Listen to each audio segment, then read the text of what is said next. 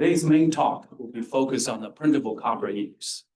And so my group have been working on the printable copper inks over 10 years, and from all the way from particle-free inks to particle-based inks. So today we're going to main focus on the particle-free inks.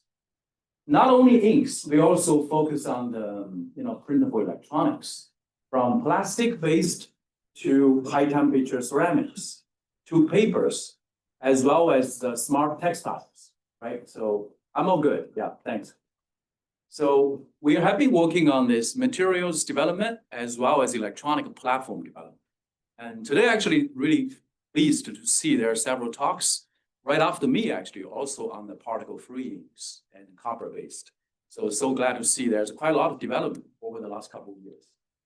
And so my main focus in the next 20 minutes, my slides, hopefully it's all moving. My main focus in the next 15 minutes is to introduce how this reactive copper-based particle-free inks could drive innovation in printable hybrid electronics. So that's my main focus in the next 15 minutes. And I hope I do my good job in the next 15 minutes to convince you and why this material could be a game changer in printable electronics communities. And before that, let me play with a few different, since some of you are coming late, so if you're interested, you can also visit my website as well as a company website to see the development on the printable inks for a variety of different applications, right? Smart textile, paper electronics, etc. So I'll have a few videos before I really spend, the technical discussion, why this ink works. So in the beginning, let me play with a few inks. And, some of my colleagues always asking me, how do you compare with your ink with commercial copper-based ink? So we did purchase one of random ink from market and name it as a commercial copper ink. So this is a printed, sintered in open air. So I'll show you how simple our copper inks, this is a video to show after screen printing on paper substrate. And we'll be able to sinter this right on the hot plate. It can be sintered in IR lamps and all this open environment, open airs. So after printing, sintering, really simple, right, in the air. Less than 30 seconds, everything will be cured and dried. We'll be able to evaluate their electric conductivity or sheet resistance. And you will see the sheet resistance of this material roughly around, see that, and 35 milliohms per square in open air sintering.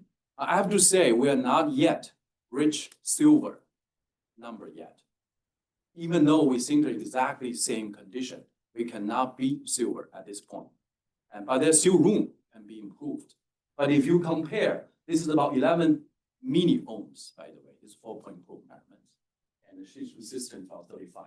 This is a wonderful commercial copper ink. We did exactly same printing, sintering in air. You can see, which is over mega ohms.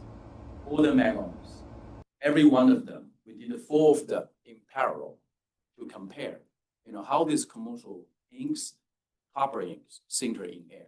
And the difference, clearly the color, you can see the visibility-wise is quite different between our ink and commercial, currently available on the shelf for the copper inks. And actually, we're going to do a demo today in the exhibit. If you want to take a look how this ink prints.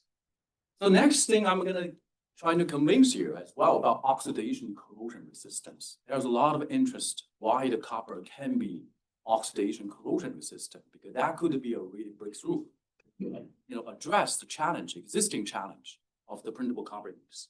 So these are the results we collected and over months, hours and hours data collection in situ, under acid, under base, under seawater.